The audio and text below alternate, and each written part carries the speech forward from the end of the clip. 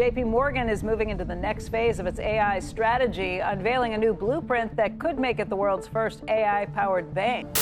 Introducing Zora AI by Deloitte, a suite of specialized digital business agents built on NVIDIA AI.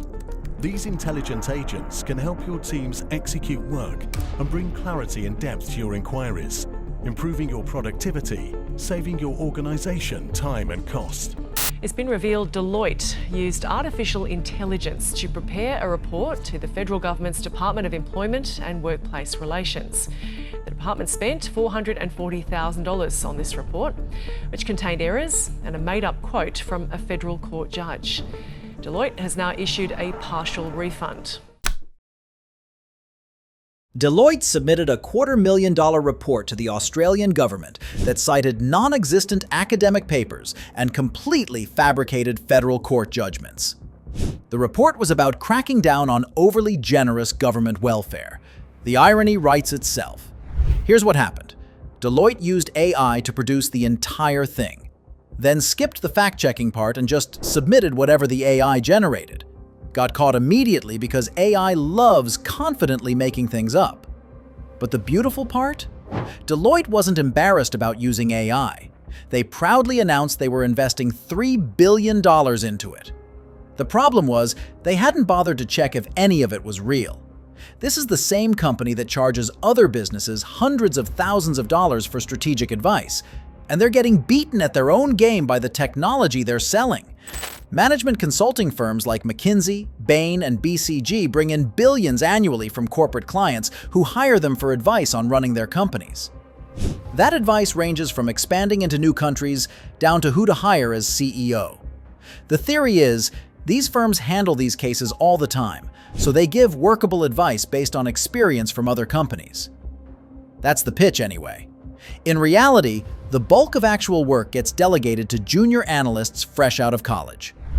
These analysts collect and collate huge amounts of data from company records, pair that with information about the broader industry, and pass insights to a partner on their team. The partner fact-checks their work, grills them over mistakes, then uses the gathered information to make recommendations. The end product is almost always an extensive PowerPoint presentation that the senior consultant presents to management. Here's where this gets interesting. Collecting, digesting, and regurgitating huge amounts of data into something actionable with fact-checking is exactly what current AI models excel at. A Harvard Business Review report found that consulting firms were changing from a pyramid structure with lots of juniors at the bottom, tapering to senior partners at the top, to an obelisk. Fewer juniors doing legwork, all assisted by AI programs, maintaining the rainmakers at the top, bringing in contracts. Revenue for major consulting firms has been skyrocketing. Deloitte doubled revenue over the last decade. Boutiques like BCG tripled theirs. A major driver? Consulting other companies on how to implement AI into their workflows. By going all in on AI, they present their firm as subject matter experts to this lucrative new client base, even when the results are questionable. But here's the problem they didn't see coming. Researchers from Cambridge noted that most of the hard work these firms do can be done by data-digesting AI systems. So why would companies pay McKinsey hundreds of thousands when they could get the same vaguely reliable recommendations internally? It's not a secret that when hiring outside consultants, managers have often already decided what they wanted to do. They just want a firm like McKinsey to officially agree with them. Depending on the industry, it's just as impressive to a board to say decisions were driven by cutting-edge generative models as it would be to say decisions were vetted by top industry consultants. Translated from corporate speak, they both mean the same thing. There's one group of jobs showing great promise when it comes to, let's use corporate speak, refining headcount. The only problem is, they're the same people who hire the consultants in the first place. Senior executives cost a lot more than average workers. The average CEO at the top 350 US firms makes 280 times more than their average employee. And that number is actually down from peaks after 1999, 2008, and COVID. Meanwhile, a MIT report found that over 95% of AI pilot studies within businesses were failing, especially among businesses that develop their own tools. Building an AI system, hiring a team to manage it, and investing in accompanying machinery for entry-level jobs is expensive when a human could do the same thing for a modest salary. But if the role of a senior executive could be replaced, that's massive cost savings that could easily pay salaries of a full engineering team to babysit the system. Professors at Cambridge ran a test pitting over 340 business students and executives against an off-the-shelf AI model. They simulated a company in the auto industry and instructed participants to make key business decisions like real CEOs make. Their work was judged on two metrics: overall business performance based on market share, profit, and market cap, and not getting fired by the board of directors. The AI consistently outperformed the top human participants, including actual executives, on almost every business metric. The researchers' conclusion makes sense. Business leaders should make cold, calculating, unpopular decisions about running their company, without letting emotions like greed or fear sway those choices. AI doesn't have those emotions. AI is prone to hallucinations, confidently making things up. But the researchers found that even when that happened, the benefits outweighed the risks in these broad roles, especially since human CEOs were also prone to confidently making things up from time to time. The final advantage of mechanized management is availability. Getting a meeting with a CEO can take forever because there are many functions they oversee, and big decisions need their approval, creating operational bottlenecks.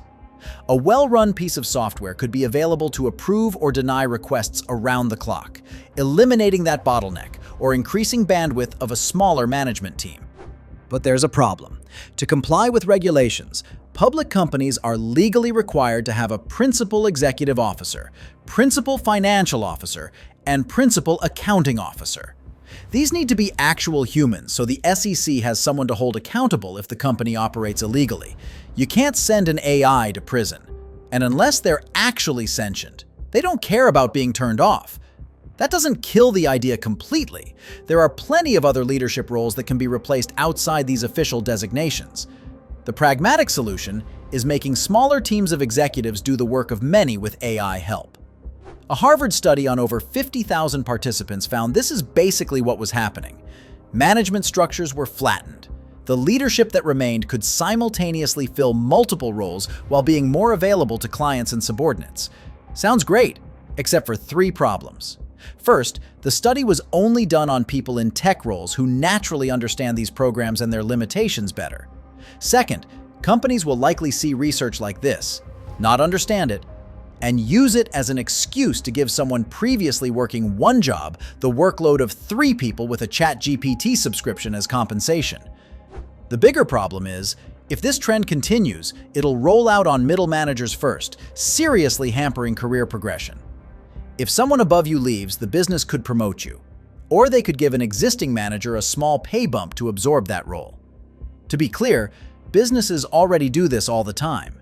The difference is, now they can say they're doing it under the guise of promoting flat corporate structure by implementing emerging technologies.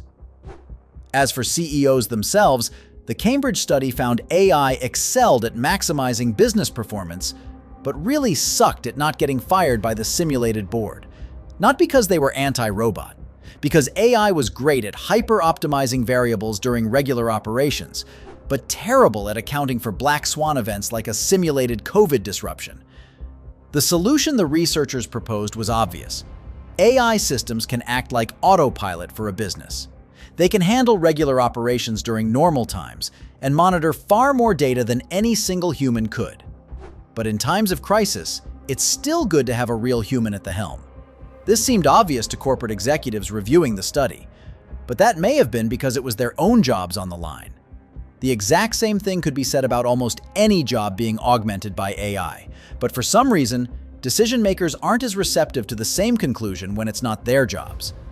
Obviously, the biggest hurdle stopping AI from replacing senior executives is that they're the ones who decide who gets replaced. And it may not surprise you that they, statistically, consider their own jobs far harder to replicate.